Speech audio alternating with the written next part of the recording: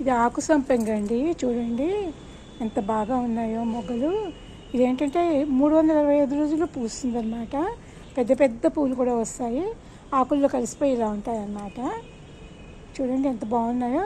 కానీ దీని వాసన మాత్రం మామూలు సంపెంగ పువ్వు వాసన కాదండి, వేరేగా ఉంది. చాలా బాగుంది.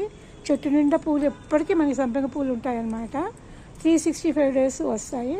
దీనికైతే చీడలు పీడలు పెద్ద ఏమీ లేవండి. చీడలు పీడలు పెద్ద రాలేదు. ఇక చూడండి ఎన్ని పూలు.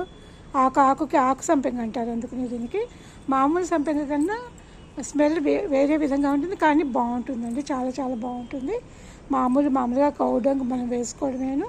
నెక్స్ట్ నేను పాటింగ్ మిక్స్ వేస్తాను కదా, అంతేను. చీడలు పీడలు పెద్ద ఏమీ ఉండవు కాబట్టి. కాకపోతే ఏంటంటే 10 డేస్కి ఒకసారి నేను వేప నూనె అవి స్ప్రే చేస్తూ ఉంటాను. గోవుతకం కూడా స్ప్రే చేస్తాను. గోవుతకానికి కూడా బాగా తగ్గుతుంది అనమాట. చూడండి ఎంత బాగుందోను. చాలా చాలా బాగుంది కదా.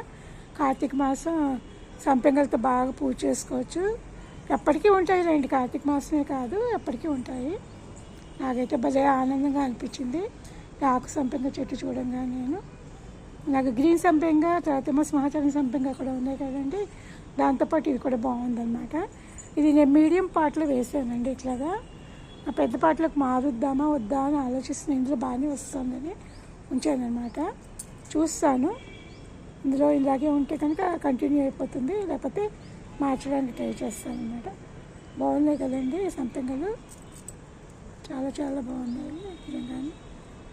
చెట్టు కూడా అండి ఇది టెర్రస్ గార్డెన్లో పెంచుకోవడానికి వీలుగా ఉన్న చెట్టు అండి. చక్కగాను మొక్క నచ్చి, చెట్టు అనకూడదు, మొక్క నచ్చి చక్కగాను.